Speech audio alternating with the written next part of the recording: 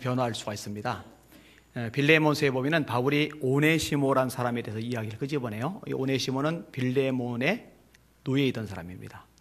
도둑질을 했어요. 출행랑을 쳤어요. 그리고 바울을 만난 거예요. 복음을 들은 거예요. 예수님을 영접한 거예요. 바울 사도가 이 오네시모를 다시 빌레몬에게 돌려보냅니다. 노예가 도망갔다가 잡히면은 죽어요. 그럼 죽임당하라고 돌려보낸 거냐? 그거는 아니에요. 빌레몬도 예수 믿는 사람이거든요. 이전엔 너에게 종이었지만 이제 형제처럼 그를 대접해라. 이 오네시모가 너에게 손에 끼친 것, 그건 내가 갚겠다. 이런 식으로 이야기를 끄집어냅니다. 후에 바울 사도 자신의 곁에 두려는 마음도 가지고 있어요. 저가 잠시 떠나게 된 것은 이를 인하여 저를 영원히 두게 함이니 라는 내용입니다. 놀랍게 변화가 된 거예요. 요즘 페이스북에 많이 퍼지는 글 한 도막을 제가 읽어드릴게요. 고등학교에 갓 입학한 어느 날 같은 반 친구 한 명이 집으로 가는 걸 봤어요. 교과서를 바리바리 싸들고 가는 것 같았죠. 저는 속으로 금요일에 왜 책을 전부 가져가지? 지독한 범생인가 보네 라고 생각했어요. 이번 주말에는 할 일이 많았기 때문에 파티와 내일 오후 친구와 약속한 풋볼게임 등등 신경 쓰지 않고 집으로 향했죠. 그때 갑자기 한 떼거리가 달려오더니 걔가 팔이 안고 가던 책을 다 떨어뜨리고 흙먼지 날리는 바닥으로 내동댕이 치는 거예요. 안경은 3m 정도 떨어진 잔디밭으로 날아갔죠. 고개를 든 그의 눈빛이 너무 슬퍼 보였어요. 너무 안 됐다는 생각이 들어 저는 가서 걔를 일으켜주고 안경도 찾아줬어요. 일어난 아이에게 저 자식들 나쁜 놈들이야. 혼쭐을 내줘야 돼 라고 말했어요.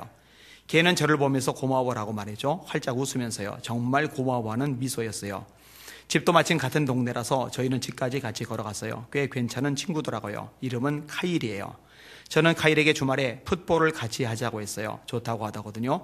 우리는 그렇게 주말 내내 함께 놀았고 저와 제 친구들은 카일이 무척 마음에 들었어요. 다음 날인 월요일 아침 다시 책 무더기를 들고 가는 카일을 만났어요. 저는 카일을 불러 세우고 농담을 던졌어요. 임마, 매일 이런 책더미를 들고 다니려면 근육부터 키워. 카일은 그저 웃었고 저에게 반 정도를 건네줬어요. 그로부터 4년이 지났고 카일과 저는 가장 친한 친구가 됐어요. 고등학교를 졸업할 때가 돼서 우리 둘 다 대학 진학을 두고 진지하게 고민하기 시작했어요. 카일은 조지타운 대학에, 저는 듀크 대학에 들어갔어요. 비록 몸은 떨어지겠지만 우리의 우정은 변치 않을 거라 확신했죠. 카일은 의학을 전공하게 됐고 저는 풋볼 선수 장학금을 받아 경영학을 공부하기로 했어요. 물론 카일은 수석 졸업생이었죠. 저는 항상 카일을 범생이라고 놀렸어요. 카일은 졸업식 연설을 위해 한참이나 준비했죠. 제가 단상 위에 올라가 연설을 하지 않아도 된다는 게 기뻤지만 그때 카일은 정말 멋져 보였어요. 키도 훌쩍 커졌고 안경도 근사한데다 여자들한테 인기도 많았죠. 가끔 질투까지 났다니까요. 저는 긴장한 카일의 어깨를 툭 치며 야 수석 넌 잘할 거야 라고 말했어요. 카일은 저에게 미소를 보내며 고마워 라고 했어요. 시간이 되자 카일은 목을 가다듬고 연설을 시작했습니다. 이게 카일의 연설 내용이에요. 졸업식은 그간의 힘든 시기를 이겨낼 수 있게 도와준 사람에게 감사를 표시하는 날입니다. 여러분의 부모님, 선생님, 형제자매, 혹은 운동부 강동님께요. 하지만 가장 중요한 건 우리의 친구들입니다. 저는 오늘 이 자리에서 친구라는 존재가 한 사람의 인생에서 가장 큰 선물이라는 것을 말하고 싶습니다. 제 이야기를 해드릴게요. 카일은 모두의 앞에서 우리가 처음 만난 날을 회상했고 저는 순간 벙 쪘죠. 그는 그 주말에 삶을 끝낼 작정이었다고 말했습니다. 죽기 전에 미리 사물함을 비워 어머니 수고를 덜어주려고 했다는 거예요. 카일은 저를 보고 미소를 지으며 이야기를 이어갔습니다. 다행히 저는 목숨을 건졌어요. 제가 어리석은 행동을 하지 않도록 한 친구가 구해줬거든요. 잘생기고 인기 많은 수석 졸업생이 자신의 치분을 드러내자 여기저기서 탄식이 들려왔어요. 저를 보는 카일의 엄마, 아빠와 눈이 마주쳤는데 그분들이 카일과 똑같은 감사의 미소를 짓고 계셨죠. 그때에 비로소 저는 제가 했던 행동의 의미를 깨달았어요. 당신의 선행을 절대 과소평가하지 마세요. 작은 한 행동이 한 사람의 인생을 바꿀 수도 있습니다. 그러니까 책더미 잔뜩 가지고 가는 거는 이제 정리해놓고 자살하려고. 그때 한 친구가 다가와주지 않았다면 정말 내 생명을 끝냈을 거예요. 제가 사실 2월 달에 신앙계 글 주제가 자살에 대한 대응 방안이에요. 이거 주제 너무 어렵다 생각을 했는데 좋은 통찰력 하나를 얻게 해주는 글 중에 한 토막입니다. 이렇게 한 사람의 사랑과 격려가 또 다른 사람을 변화시키는데 큰 역할을 한다는 거. 여러분, 우리가 귀담아 들을 필요가 있어요. 마음에 새길 필요가 있는 거죠. 여러분, 사람의 격려와 칭찬도 손 내밀어 주는 것도 이렇게 사람을 변화시켜 줄 수 있다면 하나님은 얼마나 더 그러실 수 있겠습니까? 예전에 제가 한번 인용한 적이 있는 사람이에요. 조지 요시다로라는 사람입니다. 아주 흉악한 죄수예요. 17살 때 상점에서 일을 하다가 돈을 훔쳐서 잡혔던 사람이에요. 그때 이제 초범이니까 그냥 넘어가졌고, 그 다음에 18살 때 다른 사람의 상점에서 일을 했는데 여기서는 이제 더 끔찍한 짓을 저지르게 됩니다. 주인집 부인을 살해한 거예요. 도망쳤는데 체포가 되고 북해도 감옥에 감금이 됩니다. 무기징역을 선고받습니다. 그런데 여러분, 감옥에서 복역하던 25살 되던 애, 그러니까 18살에 감금됐으니까 25살이면 7년이 지난 거죠. 1월 2일 밤에요, 희한한 꿈을 하나 꿉니다. 흰옷을 입은 천사가 나타난 거예요. 그리고 조지 요시다로, 이 사람 이름을 부르는 거예요. 그리고 천사가 한 권의 성경을 주면서 이렇게 말했습니다. 이것을 먹어라. 그러면 너희 죄가 용서함을 받게 된다. 네, 다음날 밤에요, 이 천사가 또 나타난 거예요. 이 책을 읽어라. 그러면 너는 구원을 받는다. 다음날 또 나타났어요. 이것을 읽어라. 너는 죽지 않는다. 3일 연속 꿈을 꾸고 나서 이 사람이 어떻게 안 읽을 수가 있어요? 성경을 읽기 시작하라는 거예요. 매일 읽어요. 매일 읽고 또 읽어요. 그런데 성경을 매일 읽다가 중요한 사실을 깨닫는, 자신이 죄인이라는 사실을 깨닫습니다. 여러분, 성경의 아주 중요한 기능 중에 하나가 뭐냐면요, 저와 여러분이 죄인됨을 깨닫는 거예요. 세상에서는요, 저와 여러분의 죄인됨을 가르쳐 주지 않습니다. 텔레비전도, 영화도, 책도, 학교도, 강연도, 수많은 만남도 역시 마찬가지예요. 오직 성경만이 저와 여러분의 죄인임을 깨닫게 해줘요.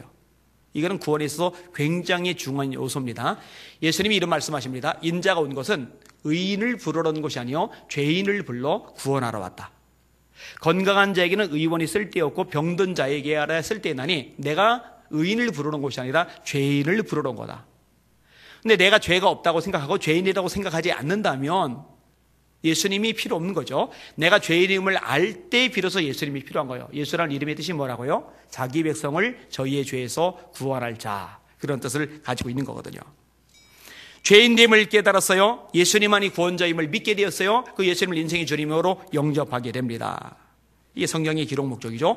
오직 이것을 기록함은 너희로 예수께서 하나님의 아들 그리스도이심을 믿게 하려 하며 너희로 믿고 그 이름을 힘입어 생명을 얻게 하려는 것이라고 요한복음 20장 31절에 말씀하고 계시니까요. 결국 목사님께 청하여 세례를 받습니다. 드디어 새 사람이 됩니다. 따라합시다. 그런즉 누구든지 그리스도 안에 있으면 새로운 피조물이라.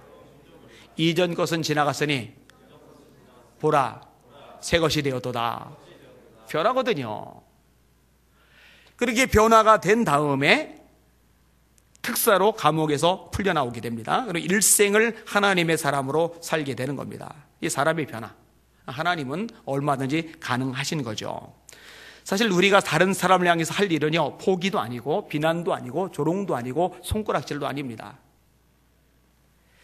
우리가 할 일은요, 하나님의 말씀을 믿는 거예요. 하나님의 사랑을 믿는 거예요. 하나님의 능력을 믿는 거예요. 하나님의 전능하심을 믿는 거예요. 그리고 하나님의 말씀대로 우리는 원수까지도 사랑하는 거예요. 손 내미는 거예요. 다가가는 거예요. 격려하는 거예요. 칭찬하는 거예요. 믿어주는 거예요. 기대해 주는 거예요. 그게 저와 여러분의 할 일이거든요. 제가 예전에 꽤 오래전에 중고등부 수련회를 인도하러 갔는데 그때 수련회 저를 초청했던 이 교육자가 자신이 가르치는 애들을 향해서 심한 말한 거예요. 이 자식들 꼴통들이 목사님 그렇게 알고 설교하세요 그래요. 제가 이 자식들 꼴통들이라고 말하는 그 인간에 대해서 정내미가 다 떨어졌고 그 이후로 연락을 한 번도 안 했고 그 사람의 이름이 뭔지도 지금 다 망각을 해버렸어요. 그 사람은요 목회하면 안 돼요.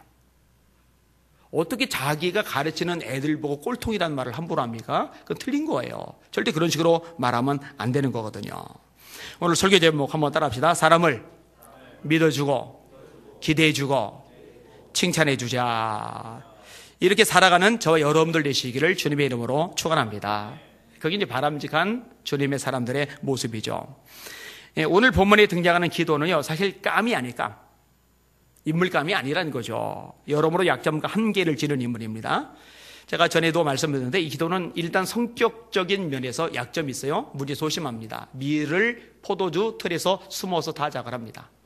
밀은 넓은 타작 마당에서, 포도즙은 좁은 포도주 틀에서 짜야 되는데 미디안 사람들이 두려워서 밀을 포도주 틀에 숨어서 타작을 하고 있는 거예요. 소심한 거죠. 하나님의 우상을 제거하라고 명령을 내렸을 때 미디안의 대군이 두려운 게 아니라 동네 아저씨들이 두려워서 낮에 못하고 한밤중에 몰래 가서 불을 지를 만큼 소심한 사람입니다. 그게 기도원이에요. 깜이 아닙니다. 두 번째로 이 기도는요, 가진 게 별로 없어요. 없을 수밖에 없어요. 미디안이 워낙에 다 뺏어가니까. 지금 읽은 본문 내용 앞부분을 한번 보세요. 6절로 넘어가 보세요. 6장 1절에서 4절, 5절까지 쭉 읽어보시면요, 없을 수밖에 없는 배경이 설명이 됩니다. 같이 한번 읽어볼게요. 시작. 이스라엘 자손이 또 여호와의 목전에 악을 행하였으므로 여호와께서 7년 동안 그들을 미디안의 손에 넘겨주시니 미디안의 손에 이스라엘을 이긴지라. 이스라엘 자손이 미디안으로 말미암아 산에서 웅덩이와 굴과 산성을 자기들을 위하여 만들었으며. 그러니까 정상적으로 집안에서, 도시에서, 마을에서 생활하지 못하고요, 산성, 동굴 이런 데 숨어서 생활을 하는 거예요. 3절 읽습니다. 이스라엘이 파종한 때면 미디안과 아말렉과 동방 사람들이 치러 올라와서 진을 치고 가사에 이르도록 토지 소산을 멸하여 이스라엘 가운데 먹을 것을 남겨두지 아니하며 양이나 소나 나귀도 남기지 아니하니 이는 그들의 짐승과 장막을 가지고 올라와 메뚜기 떼같이 많이 들어오니 그 사람과 낙대가 우수함이라. 그들이 그 땅에 들어와 멸하려 하니. 보통 금은, 보화, 재산거리가 되는 것들은 이제 뺏어가더라도 적어도 먹고 살만한 것들은 남겨주잖아요. 여러분, 일본이 우리나라 점령했을 때도요, 먹을 것까지 몽땅 뺏어가지는 않았거든요. 근데 이 아말렉 사람, 미디안 사람, 동방 사람들은 심한 겁니다. 먹을 것을 남겨두질 않은 거예요. 먹을 것 자체가 아주 희소해져 버린 겁니다. 여러분 생각해봐요. 당장 먹을 게 없어요. 당장 먹을 게 없는 사람이 무슨 큰 일을 생각하겠어요, 그죠? 무슨 통 큰 사람이 되겠어요. 여러분, 경제적으로 힘들고 마음이 안 좋으면요, 주눅 드는 게 사람의 일반적인 모습입니다. 큰 뜻, 위대한 일, 이런 거 아무 생각 없어요. 지금 맞닥뜨린 이 현실 때문에요, 사람이 쪼들려가지고요, 매가리가 없어져요. 이게 보통의 사람 모습이에요. 이 기도원이 하나님, 내가 뭘 가지고 이스라엘을 구원합니까? 라고 따져들은데요, 진짜 그럴 수밖에 없어요. 가지고 있는 게 아무것도 없는 거예요. 당장 먹을 것도 없어요. 집안도 약합니다. 나의 집은 므낫세 중에 극히 약하고 나는 내 아버지 집에서 가장 작은 자다라는 고백이 15절에 나옵니다. 이 얘기도 제가 전에 설명을 드렸습니다. 므낫세와 에브라임은 요셉의 큰아들과 작은아들입니다. 근데 요셉의 아버지인 야곱이 죽을 때가 되었을 때 요셉이 두 아들을 데리고 아버지에게 갔는데, 아버지가 손을 내밀어 축복을 빌어주는데 오른손을 장자 므낫세에게 얹고 왼손을 차자 에브라임에게 얹어야 되는데 오른손을 동생에게 얹고 왼손을 형에게 얹는 거예요. 요셉이 싫어해요. 아버지, 므낫세가 형이니까 그게 오른손 얹어주세요 그러는데 야곱이 고집을 부립니다. 나도 안다. 그런데 어린 자가 더 큰 자가 될 거다. 성경에서의 축복은요, 굉장히 의미가 크다고 말씀을 드렸어요. 그래서 그 축복을 받으려고 에서와 야곱이 경쟁을 벌인 거죠. 이삭이 복을 받으려고. 이 축복에도 의미가 있는 거예요. 이 축복의 기도대로 에브라임은 동생 지파임에도 불구하고 전체를 끌고 나가는 강력한 지파가 되고, 므낫세는 형 지파임에도 불구하고 에브라임에 눌려서 맨날 매가리가 없이 처져 있는 지파가 되어버려요. 자, 그 힘 빠진 므낫세 지파, 사람들 중에 작은 집안 사람, 작은 집안 사람들 중에서 작은 자, 그게 기돈이라는 거죠. 이런 약점이 있어요. 근데 정작 이 기돈이요, 큰 용사가 됩니다. 300명을 거느리고 미디안의 대군을 물리칩니다. 자, 7장 보세요. 7장 19절. 7장 19절부터 같이 한번 읽을게요. 19절부터 좀 길어요. 25절까지. 시작. 기돈과 그와 함께한 100명이 이경초의 진영 근처에 이른즉 바로 파수꾼들을 교대함대라. 그들이 나팔을 불며 손에 가졌던 항아리를 부시느니라. 세 떼가 나팔을 불며 항아리를 부수고 왼손에 횃불을 들고 오른손에 나팔을 들어 불며 외쳐 이르되 여호와와 기드온의 칼이다 하고 각기 제자리에 서서 그 진영을 애워싸매 그 온 진영의 군사들이 뛰고 부르짖으며 도망하였는데 300명이 나팔을 불 때 여호와께서 그 온 진영에서 친구끼리 칼로 치게 하심으로 적군이 도망하여 스레라의 베시다에 이르고 또 답밭에 가까운 아벨모올라의 경계에 이르렀으며 이스라엘 사람들은 납달리와 아셀과 온 므낫세에서부터 부름을 받고 미디안을 추격하였더라. 기돈이 사자들을 보내어 에브라임 온 산지로 두루다니게 하여 이르기를 내려와서 미디안을 치고 그들을 앞질러 벳바라와 요단강에 이르는 수로를 점령하라며 이에 에브라임 사람들이 다 모여 벳바라와 요단강에 이르는 수로를 점령하고 또 미디안의 두 방백 오렙과 스엡을 사로잡아 오렙은 오렙 바위에서 죽이고 스엡은 스엡 포도주 들에서 죽이고 미디안을 추격하였고 오렙과 스엡의 머리를 요단강 건너편에서 기드온에게 가져왔더라. 여러분 정말 대단한 게요, 300명을 거느리고 어마어마한 대구를 향해 진격해 들어가는 겁니다. 이 정도면은 용사 맞죠? 정말 큰 용사 맞아요. 그리고 이 300명을 통해서 승리를 거둔 다음에 므낫세 사람들이 먼저 나오고, 그리고 승리가 어느 정도 굳어진 다음에 에브라임 사람들에게 사람을 보내서 그들도 그제서야 나와가지고 전체 흐름에 도움을 준 거예요. 정말 대단하다는 생각이 들어요. 자, 그게 다가 아닙니다. 이 기돈이요, 굉장히 통큰 양보를 합니다. 그게 이제 8장에 나옵니다. 뒤늦게 나와서 공을 조금 세웠던 에브라임 사람들이 이 기돈과 크게 다투는 장면이 나와요. 그런데 기돈이요, 모든 공을 에브라임 사람에게 넘겨주면서 그들의 노를 누구로 틀리는 장면이 1절에서 3절까지 언급이 됩니다. 같이 읽을게요. 시작. 에브라임 사람들이 기돈에게 이르되 네가 미디안과 싸우러 갈 때에 우리를 부르지 아니하였으니 우리를 이같이 대접함은 어찌 됨이냐고 그와 크게 다투는지라. 기돈이 그들에게 이르되 내가 이제 행한 일이 너희가 한 것에 비교되겠느냐. 에브라임의 끝물 포도가 아비에셀의 만물 포도보다 낫지 아니하냐. 하나님이 미디안의 방백 오렙과 스엡을 너희 손에 넘겨주셨으니 내가 한 일이 어찌 능히 너희가 한 것에 비교되겠느냐 하니라. 기돈이 이 말을 하매 그때에 그들의 노여움이 풀리니라. 아멘. 여러분 이건 정말 쉽지 않은 일입니다. 내가 공을 세웠어요. 내가 목숨을 걸었어요. 내가 헌신을 많이 했어요. 그럼 이걸 고마워해야 되는 사람들인데 이걸 고마워하기는커녕 나한테 와서 태클을 거는 거예요. 따지고 들은 거예요. 화를 내는 거예요. 공격을 해야 되는 거예요. 그러면은 열이 날 만도 안 돼요. 기돈이요. 그래, 니들이 우리보다 더 훌륭해. 니들의 끊을 포도가 우리들의 만물 포도보다 나하고 공을 다 넘겨줘요. 여러분 이거는 큰 인물이란 증거입니다. 사람의 그릇 크기는요, 다른 사람을 품는 정도에 달렸습니다. 다시 말합니다. 사람의 그릇 크기는요, 다른 사람을 품는 정도에 달렸습니다. 그게 인물감이에요. 그게 역량이에요. 보통은요, 야, 내가 이렇게 애쓰는데, 내가 이렇게 수고했는데 나를 대접 안 해줘? 이거 섭섭해요. 화가 나요. 싸워요. 그리고 그 기어이 자기가 차지하려고 그래요. 근데 스케일이 큰 사람들은요, 이런 거에 영향을 별로 안 받아요. 뭐 어때? 전체가 유익하면 되는 거지. 이렇게 넘어갈 수가 있는 거죠. 그래서 링컨 같은 인물이 큰 인물인 거예요. 링컨이 대통령이 되고 난 다음에 스탠튼 같은 사람, 원숭이라고 욕하고 이중인격자라고 욕하고 텔레비전을 통해서, 그 다음에 언론을 통해서 온갖 망신을 다 줬는데 그 사람을 장관으로 기용하잖아요.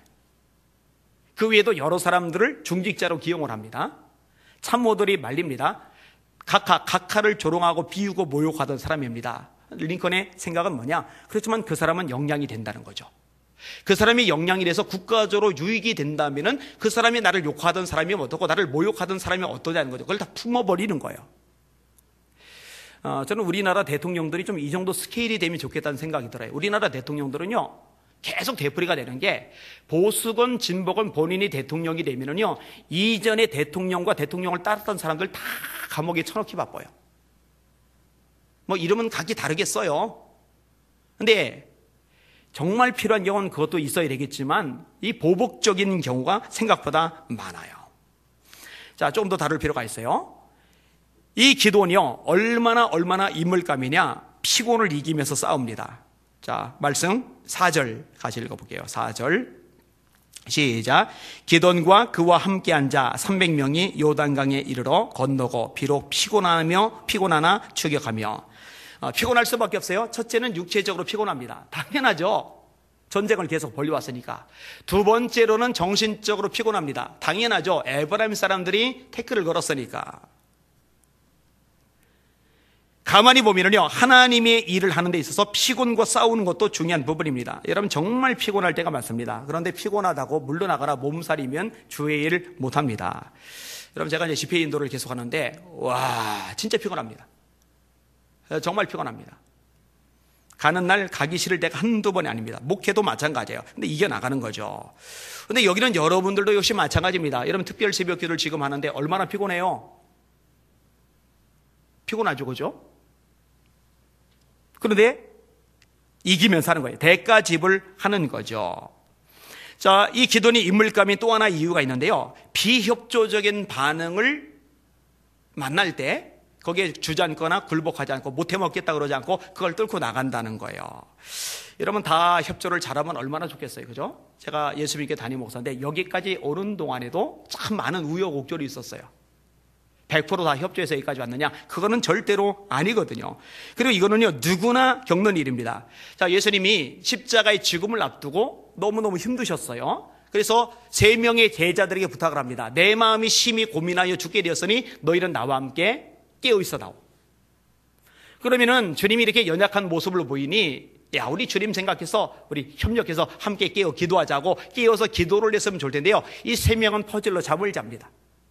참 협조가 안 되는 제자들이에요. 여러분 기돈도 지금 같은 일을 겪고요. 엄청난 일을 이루어냈어요. 있을 수 없는 일을 이루어냈어요. 이쯤 되면은 이 기돈이 받은 이 사명, 이 기돈이 받은 비전, 이거는 하나님이 주신 게 맞는가 봐. 이 어마어마한 구원의 역사, 이거는 반드시 이루어질 거야. 그럼 우리도 협력하자. 우리도 힘을 모으자. 우리도 보탬이 되자. 할 수 있는 거 작은 거라도 하자. 막 이렇게 막 나오면 좋겠잖아요. 근데 그렇게 안 나와요. 자, 5절부터 8절까지 읽을게요. 지금 배가 굉장히 고파요. 피곤해요. 근데 떡이라도 좀 먹으면 기운을 차릴 텐데요. 이것조차도 수급이 안 돼요. 5절에서 8절까지 시작. 그가 숫곳 사람들에게 이르되 나를 따르는 백성이 피곤하니 청하건대 그들에게 떡덩이를 주라. 나는 미디안의 왕들인 세바와 살문나의 뒤를 추격하고 있노라니 숫곳의 방백들이 이르되 세바와 살문나의 손이 지금 네 손에 있다는 거냐? 어찌 우리가 네 군대에게 떡을 주겠느냐 하는지라. 기돈이 이르되 그러면 여호와께서 세바와 살문나를 내 손에 넘겨주신 후에 내가 들가시와 찔레로 너희 살을 찢으리라고 거기서 분우엘로 올라가서 그들에게도 그같이 구한즉 분우엘 사람들의 대답도 숫곳 사람들의 대답과 같은지라. 결국 배고픔을 해결 못합니다. 꼬르륵 꼬르륵 소리가 나는데 그 고픈 배를 부여잡고서 야, 우리가 이렇게까지 해야 되냐? 어느 정도 헌신했으니까 이제 집에 가서 밥이나 먹자, 이런 게 아니라 그 배고픈 배를 잡고서 그래도 또 싸우러 가는 거예요. 인물이죠? 인물이죠? 큰 인물이죠? 네. 나 못해 먹어. 안 해. 이게 안 해요. 인물감. 결국 최후 승리를 거둡니다. 10절에서 11절, 12절 같이 읽겠습니다. 시작. 이때 세바와 살문나가 갈골에 있는데 동방 사람의 모든 군대 중에 칼든 자 12만 명이 죽었고 그 남은 15,000명은 그들을 따라와서 거기에 있더라. 적군이 안심하고 있는 중에 기드온이 노바와 욕부와 동쪽 자막에 거주하는 자의 길로 올라가서 그 적재를 치니 세바와 살문나가 도망하는지라. 기드온이 그들의 뒤를 추격하여 미디안의 두 왕 세바와 살문나를 사로잡고 그 온 진영을 격파하리라. 아멘. 12만 명이 죽었어요. 그리고 이제 15,000명 남았는데 이 15,000명 추격한 사람들은요, 에브라임 사람들이 아니에요. 기드온과 300명 이들이 추격한 거예요. 300명이 15,000명을 추격한 거예요. 말이 돼요? 이겼어요. 두 왕을 잡아왔어요. 상대방 진영을 완전히 격파시켜 버렸어요. 큰 용사. 자, 오늘 읽은 본문, 아까 제일 처음에 읽은 본문은요, 큰 용사 되기 이전의 이야기예요. 아직 소심하던, 가진 게 없던, 그리고 집안도 별거 없고 집안 사람 중에도 아무것도 아니던 그 기도원에게 하나님의 사자가 나타나셔서 하시던 말씀이에요. 자, 그 본문 내용 읽어볼게요. 사사기 6장 11절 12절. 큰 용사, 큰 인물감으로 변화되기 이전에 아직 초라하고 가진 것도 없고 맥빠져있 바로 그때 여호와의 사자가 무엇이라 하는지 보세요. 11절 12절 읽습니다. 시작. 여호와의 사자가 아비셀 사람 요아스에게 속한 오브라에 이르러 상수리 나무 아래 앉으니라. 마침 요아스의 아들 기드온이 미디안 사람에게 알리지 아니하리 하여 밀을 포도주 틀에서 다작하더니 여호와의 사자가 기드온에게 나타나 이르되 큰 용사여 여호와께서 너와 함께 하시도다 하매. 한심하잖아요. 밀을 좀 포도주에 숨어 다작하는데, 근데 하나님의 사자가 뭐라고 그래요? 큰 용사야. 여러분, 큰 용사라고 부르는 거 이보다 더 좋은 칭찬이 어디 있어요, 그죠? 야, 넌 깜이야, 깜, 인물감. 너 위대한 인간이야, 인간이야. 너 큰 용사야, 큰 용사. 이만큼 기대감이 많이 들어간 부름이 어디 있어요? 옆 사람 보고 한번 해보세요. 앞 사람 보고 한번 해보세요. 당신은 큰 용사이십니다. 좀 크게 봐요. 말도 못하나. 큰 용사야. 여러분들도 서로가 서로를 보면서 이렇게 기대 섞인 말, 믿음 섞인 말, 칭찬 섞인 말을 해줄 수 있기를 예수님의 이름으로 축원합니다. 자, 베드로 얘기 좀 할게요. 이 베드로 바람 보고 무서워 물에 빠지죠. 기도해달라는데 퍼질러 자죠. 말고의 귀를 베죠. 멀찍이 예수님을 따라가죠. 3번이나 예수님을 부인하죠. 부활의 주님을 만나고 옛삶으로 돌아가죠. 이거는 완전히 피라미드예요, 피라미드. 근데 예수님이요, 뭐라고 부르셔요? 너는 베드로다. 원래 베드로는 본명이 아닙니다. 베드로의 본명은 시몬입니다. 그런데 왜 베드로 바뀌었느냐? 예수님이 베드로로 이름을 바꿔준 거예요. 베드로라고 불러주신 거예요. 베드로란 말은 무슨 뜻이에요? 반석이란 뜻입니다. 반석. 반석 같지도 않은 인간 보고 반석아 계속 부르는 거예요. 반석아, 베드로야, 베드로야, 반석아, 반석아, 반석아. 이 베드로가 성령 충만을 받습니다. 권력자들 앞에서 말합니다. 하나님 앞에서 너희 말 듣는 것보다 하나님 말씀 듣는 게 하나님 앞에서 너희 말 듣는 것이 하나님 말씀 듣는 것보다 옳은가 판단하라. 우리는 보고 들은 것을 말하지 아니할 수 없다. 다른 이로서는 구원을 얻을 수 없나니 천하 인간의 구원을 얻을 만한 다른 이름을 우리에게 주신 적이 없다. 담대하단 말이에요. 성경의 저자가 돼요. 베드로전서와 베드로후서 위대한 순교자가 됩니다. 십자가에 거꾸로 매달려 죽임을 당해요. 너 반석이야. 진짜 반석이 된 거죠. 프랑스 어느 마을에 보클랭이라는 소년이 있었어요. 가난한 아들입니다. 옷차림이 꼬질꼬질해요. 친구들이 늘 놀려요. 지저분하다고 상대를 안 해줘요. 애가 움츠러들어요. 성적이 뚝뚝뚝뚝 떨어져요. 이 가난한 아이 선생님도 뭐 생기는 거 없으니 그냥 무시할 수 있겠지만 선생님이 인격자예요. 훌륭한 사람이에요. 이 보틀랭을 부른 거예요. 그리고 이렇게 말합니다. 얘야, 너는 내가 가르친 어떤 아이들보다 총명하단다.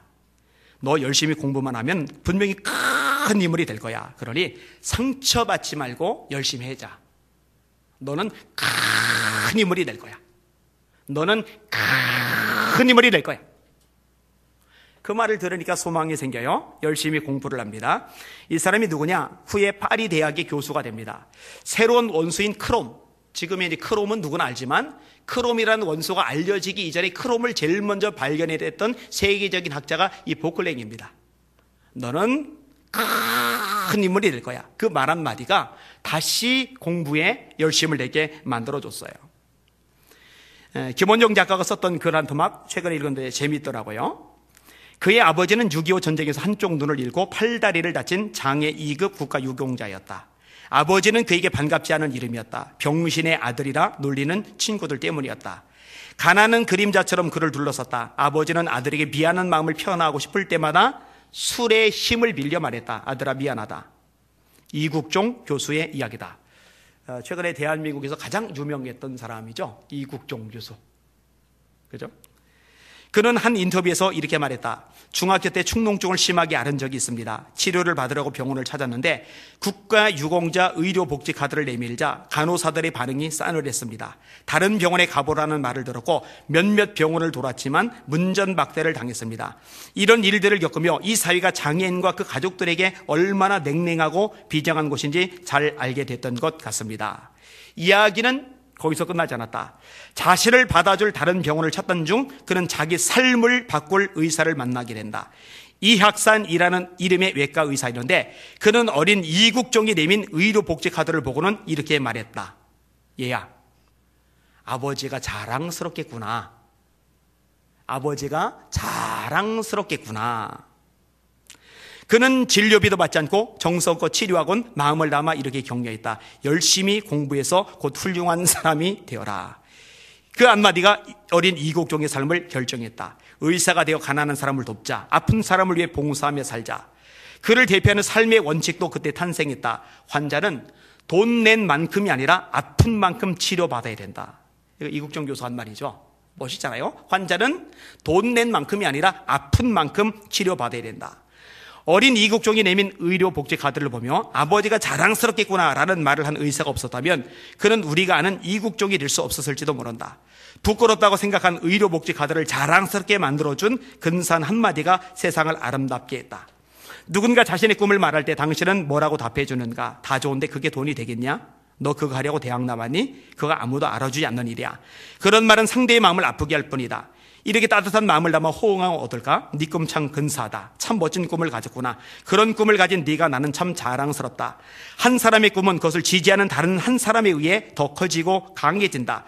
그 사람을 사랑한다면 그대가 그 한 사람이 되라. 한마디만 달리 말해도 한 사람의 삶을 바꿀 수 있다. 근데 사실 우리 삶을 들여다봐도 마찬가지예요. 칭찬 한마디에 얼마나 용기를 얻고 비난 한마디에 얼마나 매가리가 빠지는지 우리는 수없이 경험하고 살아요. 성경은 우리에게 말씀합니다. 모일패하는 어떤 사람들의 습관과 같이 말고 오직 권하여 그날이 가감을 볼수록 그리하자. 이 마지막 때에 모이는 것을 얘기하면서 이 구절과 더불어 나오는 구절이 또 하나가 있는데 그게 뭐냐면 사랑과 선행을 격려하며 사랑과 선행을 격려하며 그런데 주님의 재림 때 모이는 거 열심 내는 것과 더불어 사랑과 선행을 격려하며라는 말씀을 왜 했을까? 가만히 보니까 마태복음 24장하고도 연결이 돼요. 주님이 재림 때 일어날 여러 징조들을 얘기하면서 그 중에 하나가 뭐냐면 말세는 불법이 성함으로 많은 사람의 사랑이 식어지리라. 그러나 끝까지 견디는 자는 구원을 받으리라. 이렇게 말씀하고 있거든요. 마지막 때 징조 중에 하나가 뭐냐면 사랑이 식어지는 거예요. 사람들의 마음이요. 그렇지 않은 거예요. 가시를 내뱉는 거예요. 그런데 이런 세상의 한복판에서 적어도 사랑의 주님, 자비와 긍휼의 주님을 모시고 사는 그리스도인들 말은 가시돋친 말이 아니라 격려하는 말, 칭찬하는 말, 세워주는 말, 축복하는 말. 농담, 웃기는 얘기라도 블랙 유머, 남을 깎아내리면서 웃는 유머가 아니라 남을 세워주면서 웃는 유머를 쓸 수 있는 사랑의 사람으로 서야 되지 않겠느냐 하는 것이죠. 올 한 해 마무리 얼마 안 남았어요. 지금 12월 27일입니다. 이 마지막을 마무리하면서 서로 더 믿어주기로 결심합시다. 서로 더 기대해 주기로 결심합시다. 서로 더 칭찬해 주기로 결심합시다. 마지막 얼마 안 남은 요 며칠 동안 가족들에게 칭찬 한마디 더 하는 거예요. 따뜻한 말 한마디 더 하는 거예요. 성도들에게 기대해 주는 말 한마디 더 하는 거예요. 소망을 주는 말 한마디 더 하는 거예요. 용기를 주는 말 한마디 더 하는 거예요. 그렇게 한 해를 마감한다면 얼마나 가치 있는 마무리가 될까 생각을 합니다. 오늘 새벽에는 제가 그런 말씀을 전했어요. 보통 한 해를 마칠 때쯤 되면은요, 후회, 반성, 회개. 저는 그게 필요 없다고 생각되지는 않아요. 그런데요, 너무 거기에 집중하다 보니까 올 한 해도 꽝이야, 올 한 해도 글러먹어서, 올 한 해도 불쌍하고 비참하고 이런 부정적인 것이 꽉 산 상태로 한 해를 마감하는데 이거는 절대로 바람직하지 않아요. 연약함에도 부족함에도 한계가 많음에도 그럼에도 불구하고 함께 하신 하나님, 은혜 주신 하나님, 내가 망가지지 않도록 세상으로 떠나가지 않도록 주님 안에 머물러 있도록 나를 보호해 주시고 동행해 주신 하나님, 그 하나님께 집중하면서 감사로 마감하는 한 해가 되는 게 좋겠다 생각을 했거든요. 그렇게 한 해를 마감하실 수 있기를 주님의 이름으로 축원합니다.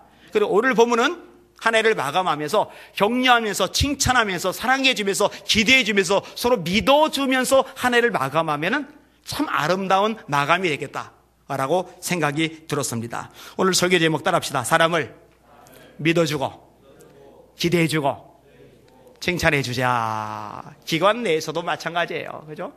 부역 내에서도 마찬가지고요. 가족에서도 마찬가지고요.